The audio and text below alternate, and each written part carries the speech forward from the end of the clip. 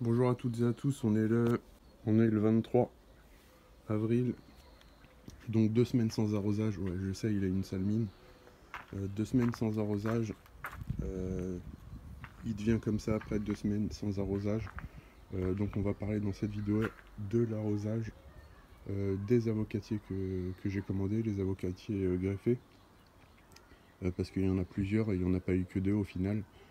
Donc on va parler de tout ça. Au niveau de l'arrosage, donc vous pouvez voir qu'au bout de 2 semaines, si je l'arrose pas, qu'il est en plein soleil en extérieur, malgré un gros point en terre cuite et une soucoupe qu'il y avait aussi initialement, avec une petite réserve d'eau, en fait il va dépérir. Il n'aura pas assez d'eau, ça demande beaucoup d'arrosage quand ils sont en extérieur, contrairement à l'intérieur.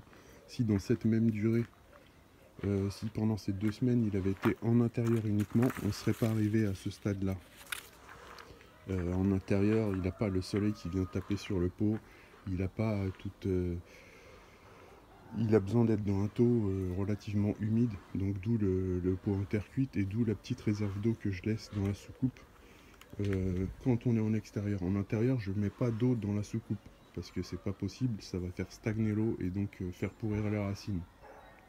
Donc l'arrosage, c'est là pour celui-ci, c'est toutes les semaines 3 litres avec une soucoupe de préférence qui retienne l'eau, comme ça la terre cuite du pot peut permettre d'absorber l'eau et la restituer au niveau du substrat et donc garder un taux d'humidité assez élevé sans que ça soit détrempé. De toute façon, ça vit dans les sols humides, ça se plaît dans les sols humides.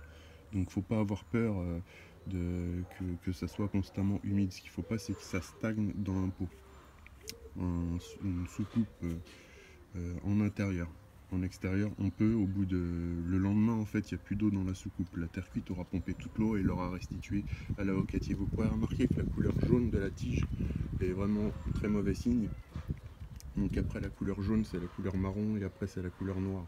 Et là, il n'y a plus rien à faire. Donc je vais essayer de le sauver une troisième fois. Vous voyez bien dans quel état il est. Hein. Tout ça, là, c'est mort. Ça, c'est mort. Hop, ça se casse. Tous les petits bourgeons se cassent. Tout le feuillage se casse. Voilà. On est vraiment sur... c'est un avocatier en miettes. Cela dit, il y a encore des feuilles vertes. C'est en piteux état, mais ça veut dire qu'il est toujours en vie. Donc on va essayer de le sauver. Là, ce coup-ci, je vais le tailler pour essayer de réduire, euh, l'effort qui va lui être demandé de se remettre d'aplomb. Donc ce que je vais faire, c'est que je vais plutôt le laisser à l'ombre dans ces cas-là, le temps qu'il se remette de ses émotions, parce que j'étais absent 2 semaines. 2 semaines pourquoi? Parce qu'en fait je suis en train de déménager et que j'ai pas pu m'en occuper. Donc voilà, concernant l'arrosage, on y reviendra. Donc moi j'ai parlé de ça tout de suite parce que j'ai eu encore des questions sur l'arrosage pour l'avocatier dans mes derniers commentaires. Mais sachez que en intérieur, ça va être plutôt tous les 15 jours l'arrosage. Euh, Après, en extérieur, ça change du tout au tout, surtout si la plante est au soleil. Comme je vous ai dit, moi le mien, je l'ai acclimaté au soleil. C'est pas le soleil qui a fait ça aux feuilles, c'est le manque d'eau. S'il est au soleil, il a besoin d'arrosage. Donc bien surveiller l'arrosage, ne pas avoir peur d'arroser copieusement ce qu'il faut, d'où le pot en terre cuite qui va restituer l'eau, qui va pas faire stagner l'eau. Si vous avez un pot en plastique, l'eau va rester au fond du pot, vous aurez l'impression qu'il sera sec, ça sera le cas. En hauteur, la première moitié du pot, ça sera sec dedans, la deuxième moitié, ça sera tellement détrempé que les racines vont finir par pourrir, et ensuite il va crever. Et vous allez vous demander pourquoi, alors que vous avez correctement arrosé. Non, ça sera peut-être un excès à cause du pot en plastique. Donc le pot en terre cuite a toute son importance là-dedans. Concernant l'avocatier que j'avais commandé aux États-Unis, donc je vous ai dit, j'ai jamais eu de nouvelles de la commande. J'ai été prélevé des frais internationaux. Je pense qu'ils vont être remboursés parce que j'ai pas eu de suite sur la commande. La seconde commande, c'était un avocatier qui venait donc toujours greffé d'Espagne. Donc je vous montre le dernier message que j'ai eu.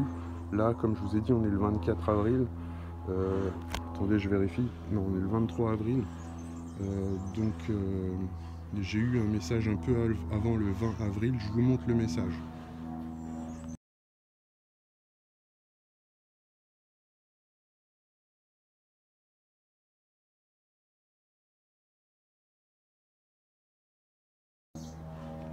Donc pour finir, j'ai préféré commander un autre avocatier. D'ailleurs, c'est pas si mal parce qu'on m'a remboursé le précédent, donc faut pas trop compter sur Amazon apparemment pour avoir un avocatier greffé en provenance de l'Espagne, qui est pas très loin.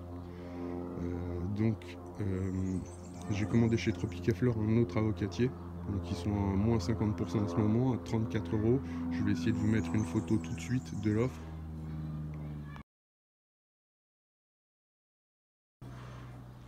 La commande a été bien enregistrée. Et du coup, au final, donc je vais être remboursé. J'ai été remboursé des avocatiers en fait que j'avais commandé, enfin de celui d'Amazon, et du coup celui que je me suis pris là est greffé aussi, et il y a moins 50% dessus, donc ça me fait quand même une belle économie parce que c'est 32 € livraison incluse.